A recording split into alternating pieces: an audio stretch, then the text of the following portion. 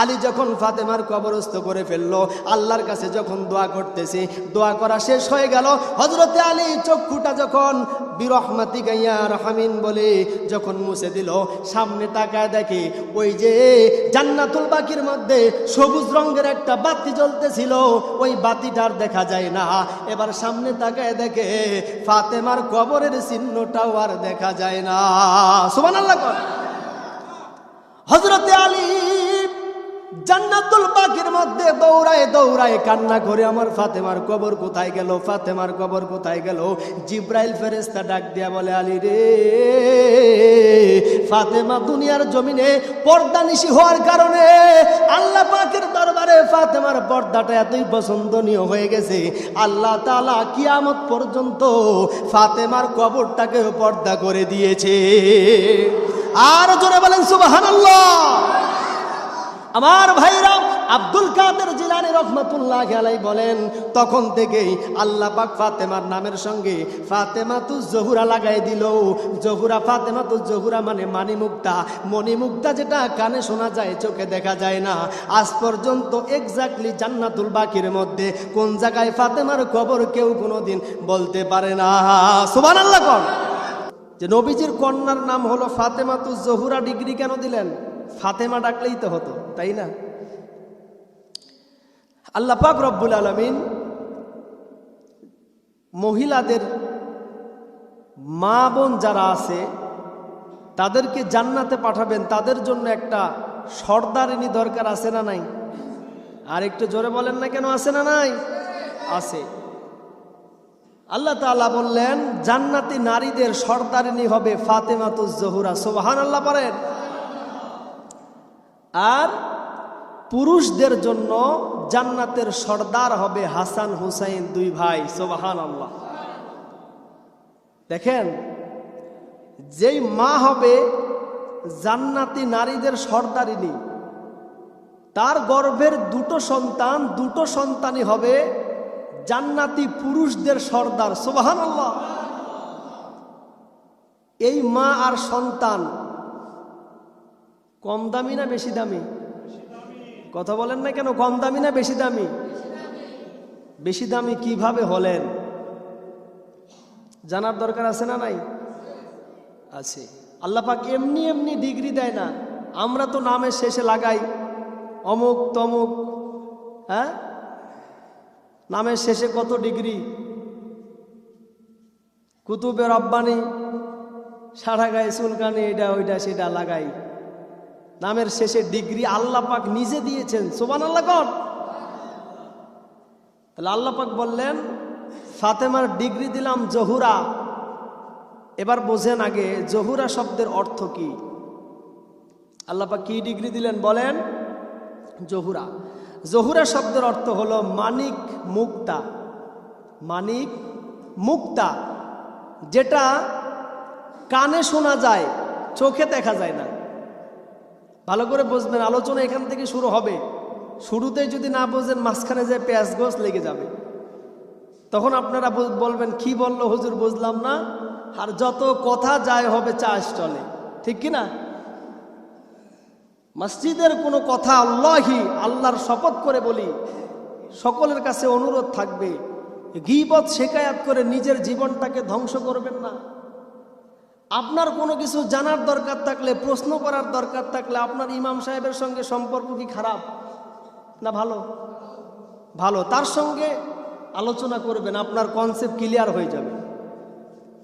কিন্তু যদি অগোচরে কথা বলেন, এটা গীবাত হবে। আর গীবাত হলে নিজের সমস্ত আমল নামার সওয়াবগুলো যার নামে করবেন তার আমল নামা যেতে থাকবে। সুবহানাল্লাহ। কোন তাহলে এই গীবাত থেকে আমরা মুক্ত থাকবো ইনশাআল্লাহ। তাহলে যেটা বলতেছিলাম, নবীজির কন্যার নাম হলো হযরতে ফাতেমাতুজ জোহরা। জোহরা শব্দের অর্থ বলেছি মানিক মুক্তা। কি বলেছি? আবার বলেন। যেটা শোনা যায় কিন্তু দেখা যায় না। আমরা সবাই মানিক মুক্তার কথা শুনেছি, কেউ দেখেছি কখনো? হ্যাঁ, তাহলে আল্লাহ পাক কেন এমন একটা ডিগ্রি দিলেন? আজকে দেখাতে চাই, দেখবেন তো ইনশাআল্লাহ। সকলে বলেন ইনশাআল্লাহ। তাহলে এই যে এরকম জুমার নামাজে আগে আগে আসলে কিছু তথ্য পাওয়া যায়, শোনা যায়, যেটার আগামী এক সপ্তাহ রুহের খোরাক হবে। সুবহানাল্লাহ বলেন। আর আপনি আস্তে আস্তে যদি মাইকের আওয়াজ শুনে যখন হুজুর বলবে ওয়াখরি দাওয়ানা আলহামদুলিল্লাহি রাব্বিল আলামিন, তখন বাড়ি থেকে রওনা দেন, তাহলে শিখা যাবে? কথা বলেন না কেন? যাবে? যাবে না। সম্মানিত উপস্থিতি, এবার দেখেন, তাহলে মেয়েদের মর্যাদা, মা বোনদের মর্যাদা কোরআন বৃদ্ধি করে দিয়েছেন। কোরআন কি করেছেন? বৃদ্ধি করে দিয়েছেন, কিন্তু আমরা এটাকে নিচে নামায়ে দিচ্ছি। আল্লাহ পাক মানুষের মর্যাদা যেমন বৃদ্ধি করেছেন, তেমনি ভাবে মা বোনদের মর্যাদা আল্লাহ তাআলা বাড়াই দিয়েছেন, কিন্তু তার শর্ত হলো পর্দা। কি শর্ত? পর্দা। আপনি 5 ওয়াক্ত নামাজের মধ্যে 4 ওয়াক্ত নামাজ পড়লেন, 1 ওয়াক্ত নামাজ পড়লেন না, আপনাকে ওই 1 ওয়াক্ত নামাজের জন্য জিজ্ঞাসিত করা হবে, ঠিক কি না? কিন্তু পর্দাটা কিন্তু এমন না। যেদিন থেকে আপনার উপরে পর্দা ফরজ হয়েছে, ওই দিন থেকে শুরু করে মৃত্যুর আগ দিন পর্যন্ত 1 সেকেন্ডের জন্য পর্দা ত্যাগ করা যাবে না, ঠিক কিনা বলেন? তাহলে পর্দার বিষয় আর ইবাদতের বিষয় ভিন্ন। পর্দা এমন একটা বিষয় যেটা আপনার জীবন থেকে শুরু করে শেষ পর্যন্ত এই সময়টুকু আপনাকে কাজে লাগাতে হবে।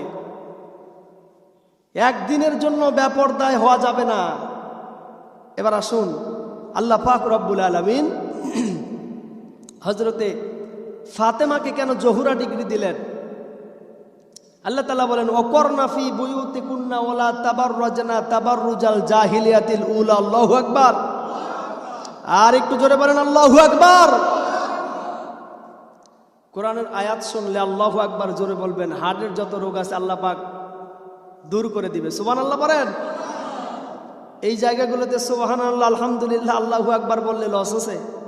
কথা বলেন না কেন? লস আছে না? মুখের জড়তা কেটে যাবে। এজন্য এই জায়গায় তো তাকবীর দেওয়ার জায়গা, এই জায়গায় তো আল্লাহ পাকের শুকরিয়া আদায় করার জায়গা, ঠিক কিনা? এখন যেখানেই যান সেখানে গুনাহের পরিবেশ, কোথাও ভালো পরিবেশ নাই, একমাত্র মসজিদ ব্যতীত। বাড়িতে যান, গান বাদ্য বাজনায় এমন পরিমাণ অবস্থা খারাপ। হ্যাঁ, দোকানপাটে যান, চা স্টলে যান, প্রত্যেকটা জায়গায় গুনার সয়লাভ চলছে, ঠিক কিনা বলেন? ড্রয়িং রুমগুলো সুন্দর দিয়ে মূর্তি দিয়ে সাজায় রাখছে, সেখানেও গুনাহের পরিবেশ। আমার ভাইরা, যেটা বলতেছিলাম, তাহলে আল্লাহ পাক রব্বুল আলামিন বললেন ওয়াকরনা ফি বুয়ুতিকুন্না ওয়ালা তাবাররাজনা তাবাররুজাল জাহিলিয়াতিল উলা, তোমরা জাহিলি যুগের মেয়েদের মতো অর্ধ উলঙ্গ হয়ে চলাফেরা করো না। নিষেধ করেছেন কে? আর একটু জোরে বলেন কে? আল্লাহ। কারণ পর্দাটা এমন একটা বিষয় যেটা 2-1 দিনের জন্য নয়, 2-1 বছরের জন্য নয়, জীবনের শুরু থেকে শেষ পর্যন্ত পর্দার সহিত জীবন যাপন করতে হবে। তাহলেই তুমি ফাতেমার সঙ্গে জান্নাতে যেতে পারবে। সুবহানাল্লাহ বলেন। এই ফাতেমাকে কবর দেওয়া হয়েছে জান্নাতুল বাকিতে। কোথায়? জান্নাতুল বাকির মধ্যে হযরতে ফাতেমার কবর। বড় পীর আব্দুল কাদের জিলানী রহমাতুল্লাহি আলাইহি নিজের মুরিদদেরকে নিয়ে জান্নাতুল বাকির মধ্যে চলে গেলেন, যেখানে হযরতে ফাতেমার কবর জিয়ারত করবে। মুরিদগণ জান্নাতুল বাকির মধ্যে দাঁড়ায়া দাঁড়ায়া হযরতে ফাতেমার জন্য দোয়া করবেন। দোয়া করার পূর্ব মুহূর্তে হযরতে আব্দুল কাদের জিলানীর মুরিদগুলো বলতেছে, ও পীর সাহেব হুজুর, যার জন্য দোয়া করব ফাতেমার কবর কোনটা আমাদেরকে একটু দেখায় দেয়। জান্নাতুল বাকির মধ্যে দোয়া করব, ফাতেমার কবরটা আমাদেরকে একটু দেখায় দেন। বড় পীর আব্দুল কাদের জিলানী রহমাতুল্লাহি আলাইহি এই কথা বলার সঙ্গে সঙ্গে চক্ষু দিয়ে দরদর করে পানি ছেড়ে দিয়েছে। মুরিদগুলো বলতেছে, পীর সাহেব, আপনার কাছে জিজ্ঞাসা করলাম ফাতেমার কবরটা আমাদেরকে দেখায় দেন।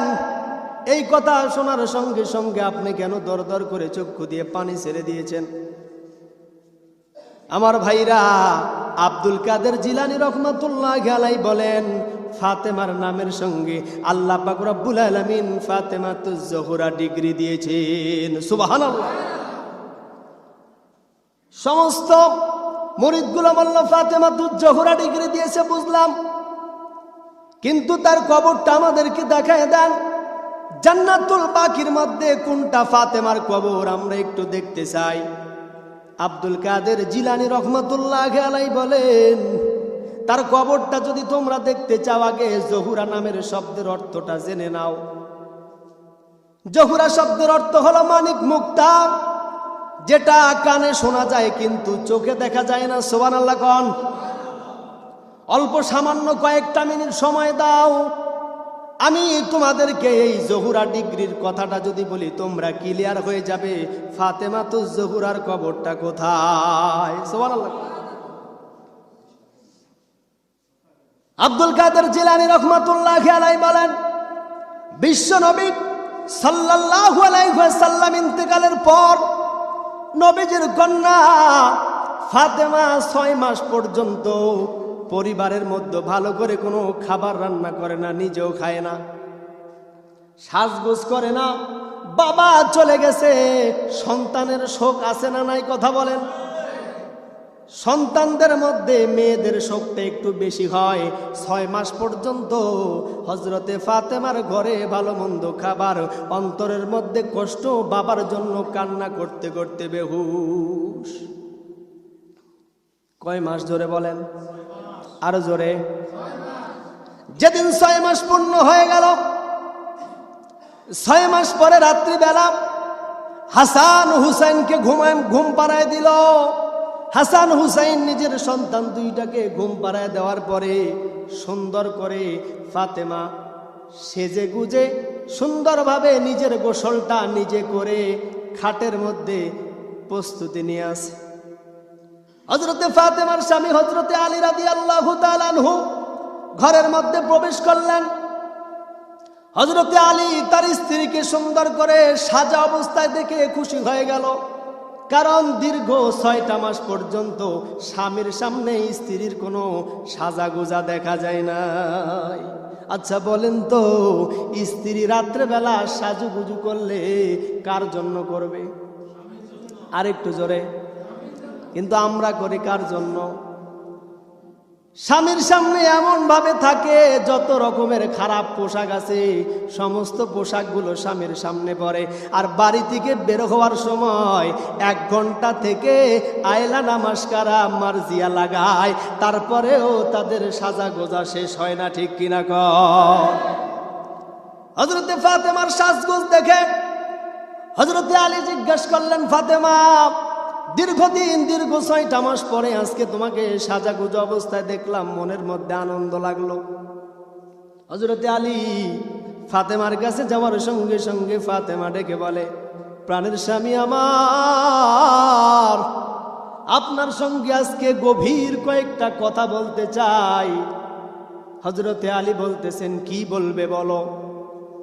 হযরতে ফাতেমা বলেন, আজকে গভীর রাত্রে আমি হাসান হুসাইনের মা, ও আমার প্রাণের স্বামী, আপনাদের কাছ থেকে আমি বিদায় হয়ে আজকে গভীর রাত্রে চলে যেতে চাই। গাছ কেটে দিলে ওই গাছটা যেমন পড়ে যায় নিচের দিকে, হযরতে আলীর মাথা ঘুরে জমিনের মধ্যে পড়ে গেলেন। ফাতেমা হযরতে আলীকে তুলে দিলেন, প্রাণের স্বামী, আপনার সঙ্গে দীর্ঘদিনের সম্পর্ক, অনেক দিন যাবত আমরা সংসার করেছি। মৃত্যুর আগে আপনার কাছে আমি 3টা ওসিয়ত করতে চাই। জোরে বলেন, কয়টা? আরো জোরে। 1 নাম্বার ওসিয়ত হলো, আমার মৃত্যুর খবরটা, আমি যখন মৃত্যুবরণ করব, আমার মৃত্যুর খবরটা কোনো জায়গায় প্রকাশ করবেন না, কারো কাছে বলবেন না। 2 নাম্বার আপনার কাছে আবদার হলো, আমার মৃত্যুবরণ যখন হবে আমার জানাজার নামাজটা আপনি পড়াবেন না, কোনো খাটিয়ার মধ্যে তুলবেন না।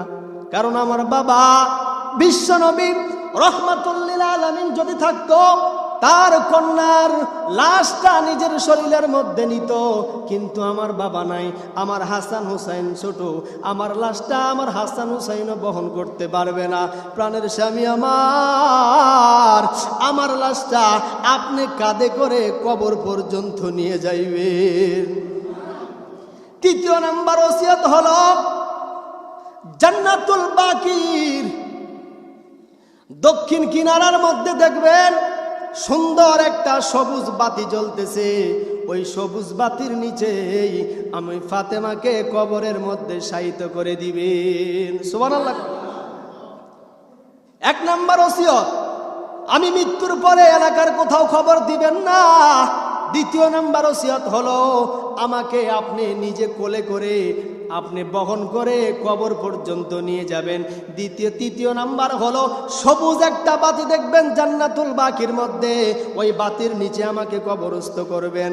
আল্লাহর বান্দার চক্ষু দিয়ে দরদর করে পানি ছেড়ে দিয়েছে, দীর্ঘদিন স্ত্রীর সঙ্গে সংসার করেছে, আজকে স্ত্রী বিদায় নিয়ে যাবে, বাড়ির থেকে বের হয়ে গেল। বাড়ি থেকে বের হওয়ার পরে জান্নাতুল বাকির দিকে নজর করে দেখে সবুজ রঙের একটা বাতি দেখা যায়। সবুজ রঙের বাতি দেখার পরে এবার কবর খনন করতে হবে। বাড়ির পাশেই চলে গেলেন আবু যর গিফারির কাছে, ডাক দিয়ে বলে, আবু যর গিফারি রে, আরে আবু যার, আজকে রাত্রে হাসান হুসাইনের মা আমাদের কাছ থেকে বিদায় নিয়ে যাবে। ভূমিকম্প শুরু হয়ে গেল। আবু যর গিফারি বলে, আল্লাহি, আল্লাহ পাকের শপথ করে বলি, আলী রে, তুমি ধৈর্য ধারণ করো। তুমি যদি ধৈর্য ধারণ করতে পারো, তোমার পুরো পরিবারটাই আল্লাহর কাছে জান্নাতি। সুবহানাল্লাহ। হযরতে আলী বললেন, আবু যার, তুমি ফাতেমার কবরটা খনন করো। জান্নাতুল বাকির মধ্যে যায় দেখবা সবুজ রঙের এক ধরনের বাতি জ্বলতেছে, ওর নিচেই কবরস্থ করবে। আবু যর গিফারি জান্নাতুল বাকির মধ্যে চলে গেলেন। জান্নাতুল বাকিতে যাইয়া সুন্দর করে সবুজ রঙের একটা বাতি দেখতে পাইলেন। ওই বাতিটার ছায়া নিচের দিকে পড়তেছে। যেই জায়গায় সবুজ রঙের বাতির ছায়া পড়লো, ওই জায়গায় কবর খনন শুরু করে দিল। কবর খননটা যখন শেষ হয়ে গেল, আবু যর গিফারি কবরকে ডেকে বলে, কবর রে, তোমার কাছে আজকে কোন ব্যক্তি আসবে, তাকে কি তুমি চিনো নাকি? কবরের জবান খুলে দিয়ে গেল, বলে, কে আমার কাছে আসবে? আবু যর গিফারি বলে, তোমার কাছে আসবে যেই ব্যক্তিটা হলো মহিলাদের মধ্যে জান্নাতের সর্দারনী হবে। সুবহানাল্লাহ। তোমার কাছে এমন ব্যক্তি আসতেছে জান্নাতি নারীদের মধ্যে, যেই মহিলাটা হবে জান্নাতি নারীদের সর্দারিনী। তোমার কাছে এমন ব্যক্তি আসতেছে যেই ব্যক্তিটা, যার মা, যার সন্তান দুইটা পুরুষদের মধ্যে জান্নাতের মধ্যে, জান্নাতি পুরুষদের মধ্যে সর্দার হিসেবে আখ্যায়িত হয়েছে। তোমার কাছে এমন ব্যক্তি আসতেছে বিশ্বনবী রাহমাতুল লিল আলামিন, নবীজির কন্যা ফাতেমা তোমার কবরের মধ্যে আসতেছে। কবর রে, বেয়াদবি করবি না, বেয়াদবি করবি না, বেয়াদবি করবি না। আবু যর গিফারি বলে, কবর থেকে আওয়াজ ভেসে আসলো, আমার কাছে বিশ্বনবীর কন্যা আসুক আমি চিনি না, জান্নাতি নারীদের সর্দারিনী আসুক আমি চিনি না, হাসান হুসাইন জান্নাতি নারী পুরুষদের সর্দারের মা আসুক আমি চিনি না, আমি চিনি ওই বান্দার উত্তম আমল। সুবহানাল্লাহ কোন, আর একটু জোরে বলেন সুবহানাল্লাহ। কোরআন বলছে, আল্লাযী খালাকাল মাউতা ওয়াল হায়াতা লিয়াবলুয়াকুম আইয়ুকুম আহসানু আমালা ওয়া হুয়াল আযীজুল গফুর। আর একটু জোরে বলেন আল্লাহু আকবার। আমার কবরের মধ্যে কে আসবে এটা আমি জানি না, আমি চিনি ওই বান্দার উত্তম আমল। আমল যদি ভালো হয় আমি কবরের কাছে ছাড় পেয়ে যাবে, আমল যদি খারাপ হয় আমার কাছে কেউ ছাড় পাবে না। মুসলমান, ওই কবরটা যদি বিশ্বনবীর কন্যা কেউ ছাড় না দেয়, ওই কবর যদি হাসান হুসাইনের মা কেউ ছাড় না দেয়, আমি আপনি সাধারণ মানুষ, ইবাদতের বেলায় নাই, আমাদের কিভাবে ছাড় দিবে? কথা বলেন ঠিক কিনা? আমার ভাইরা, কবর খনন করে কমপ্লিট হয়ে গেল। এবার হযরতে আলী বাড়িতে প্রবেশ করলেন, নজর করে দেখে ফাতেমা ইন্তেকাল করেছেন, কেমন যেন ঘুমায় গেছেন, চোখের পানি দরদর করে ছেড়ে দিয়েছে। আর ডেকে ডেকে বলে, প্রাণের স্ত্রী রে, তুমি বড় চালাক, ছোট সন্তান হাসান হুসাইনকে ঘুম পাড়ায় দিলা, আমাকেও বাড়ির বাহিরে বের করে দিলা, তুমি জীবনের মনে ঘুমায় গেলা। যখন সকালবেলা হবে হাসান হুসাইন ছোট সন্তানগুলো যখন মা মা করে কান্না করবে, আমাকে বলে দাও আমি সকালবেলা তোমার পূরণটা, তোমার যেই পূরণ আছে, তোমার যেই ক্ষতিটা, সেই ক্ষতিটা সন্তানের সামনে আমি কেমন করে পূরণ করব। সুবহানাল্লাহ। হযরতে আলী নিজের স্ত্রীকে কাঁধের মধ্যে করে নিয়ে কবরস্থ করার জন্য যখন রওনা হয়ে গেল, কবর কমপ্লিট করে ফেললো, কবরটা যখন হয়ে গেল, দাফন কাফন সম্পূর্ণ হয়ে গেল, আল্লাহ পাকের কাছে হাত তুলে দোয়া করতেছে, আল্লাহ আমার স্ত্রীর সঙ্গে দীর্ঘদিন, আয় আল্লাহ এতদিন যাবত জীবন যাপন করেছি, আমি আমার স্ত্রীর উপরে খুশি। সুবহানাল্লাহ। আর জোরে কোন সুবহানাল্লাহ। বিশ্ব নবী বলেন, যদি কোনো স্ত্রীর ব্যাপারে তার স্বামী যদি সাক্ষী দেয়, আয় আল্লাহ আমার স্ত্রীটাকে নিয়ে আমি এত বছর জীবন যাপন করেছি, আমার স্ত্রীর উপরে আমি খুশি, আল্লাহ বলেন স্বামী খুশি থাকার সঙ্গে সঙ্গে ওই স্ত্রীকে আমি আল্লাহ তাআলা জান্নাত দিয়ে দেই। সুবহানাল্লাহ। কিন্তু আমাদের হয় উল্টো, ঠিক কিনা? ওই এলাকার সবাই আমাকে দেখতে পারে, শুধু তুমি পারো না, ঠিক কিনা বলেন? তোমাকে ভালোবাসে, তুমি ভালোবাসো না, তার মানে বুঝতে হবে স্বামী এত ভালোবাসার পরেও যদি কয় এলাকার সবাই ভালোবাসে, তুমি ভালোবাসো না, বুঝতে হবে স্বামীকে ছাড়াও এলাকায় এলাকায় ওভার ডিউটি দেয়, ঠিক কিনা কর? আমার ভাইরা, আল্লাহ রাসূল বললেন, স্ত্রী তার স্বামীর জন্য সাক্ষ্য দিবে, স্বামী তার স্ত্রীর জন্য সাক্ষ্য দিবে। যদি স্বামী স্ত্রী উভয়ের জন্য সাক্ষ্য দেয়, আল্লাহ বলেন আমি ওই ব্যক্তিকে জান্নাতের উচ্চ মাকাম দিয়ে দেই। সুবহানাল্লাহ। হযরতে আলী কবরস্থ কমপ্লিট করে ফেললেন, হযরতে ফাতেমার কবরের সামনে দাঁড়ায়া আল্লাহর কাছে হাত তুলে দোয়া করতেছেন, ও আসমানের মালিক, আমার স্ত্রীর কবরটাকে তুমি জান্নাতের বাগিচা বানিয়ে দাও। আর জোরে কোন সুবহানাল্লাহ। তাহলে প্রত্যেকটা স্বামী তার স্ত্রীর জন্য দোয়া করার দরকার আছে না নাই? আর একটু জোরে বলেন না কেন, আছে না নাই? আমার ভাইরা, আব্দুল কাদের জিলানী রহমাতুল্লাহি আলাইহি বলেন, ফাতেমার নামের সঙ্গে জহুরা ডিগ্রি কেন দিল? এবার শোনো, হযরতে আলী যখন ফাতেমার কবরস্থ করে ফেললো, আল্লাহর কাছে যখন দোয়া করতেছে, দোয়া করা শেষ হয়ে গেল, হযরতে আলী চক্ষুটা যখন বিরহমাতিকা ইয়া রাহমিন বলে যখন মুছে দিল, সামনে তাকায় দেখে ওই যে জান্নাতুল বাকির মধ্যে সবুজ রঙের একটা বাতি জ্বলতেছিল, ওই বাতিটার দেখা যায় না। এবার সামনে তাকায় দেখে ফাতেমার কবরের চিহ্নটাও আর দেখা যায় না। সুবহানাল্লাহ। হযরতে আলী জান্নাতুল বাকির মধ্যে দৌড়ায় দৌড়ায় কান্না করে, আমার ফাতেমার কবর কোথায় গেল, ফাতেমার কবর কোথায় গেল? জিব্রাইল ফেরেশতা ডাক দিয়া বলে, আলী রে, ফাতেমা দুনিয়ার জমিনে পর্দানিশী হওয়ার কারণে আল্লাহ পাকের দরবারে ফাতেমার পর্দাটা এতই পছন্দনীয় হয়ে গেছে, আল্লাহ তাআলা কিয়ামত পর্যন্ত ফাতেমার কবরটাকে পর্দা করে দিয়েছে। আর জোরে বলেন সুবহানাল্লাহ। আমার ভাইরা, আব্দুল কাদের জিলানী রাহমাতুল্লাহি আলাইহি বলেন, তখন থেকেই আল্লাহ পাক ফাতেমার নামের সঙ্গে ফাতেমাতুজ জহুরা লাগাই দিল। জহুরা, ফাতেমাতুজ জহুরা মানে মানিমুক্তা, মণিমুক্তা, যেটা কানে শোনা যায়, চোখে দেখা যায় না। আজ পর্যন্ত এক্স্যাক্টলি জান্নাতুল বাকির মধ্যে কোন জায়গায় ফাতেমার কবর কেউ কোনোদিন বলতে পারে না। সুবহানাল্লাহ কোন। কিন্তু আমাদের মা বোনদের চরিত্র কি এমন? হ্যাঁ, এরকম মা বোন তো ঘরে ঘরে নাকি?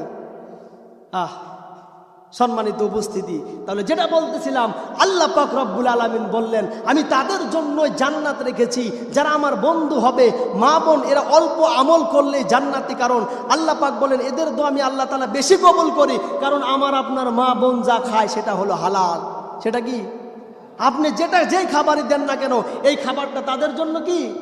হালাল। আর হালাল যে খাবার খায়, দোয়া কবুলের প্রথম শর্ত হলো হালাল খাবার খাওয়া। তাহলে আমার আপনার মা বোন হালাল খাবার খায়, নিঃসন্দেহে তাদের দোয়া কবুল হবে, ঠিক কিনা বলেন? কিন্তু পর্দার মধ্যে থাকতে হবে। কিসের মধ্যে? পর্দার মধ্যে। পর্দার বাহিরে গেলে হালাল খাবার খেয়ে দোয়া করলে আল্লাহর কাছে কবুল হবে না। কারণ পর্দা এমন একটা জিনিস, জন্ম থেকে মৃত্যু পর্যন্ত, যেদিন থেকে তোমার পর্দা ফরজ হয়েছে ওই দিন থেকে মৃত্যু পর্যন্ত তোমাকে পর্দা করতে হবে, ঠিক কিনা বলেন? কিন্তু আমাদের সমাজে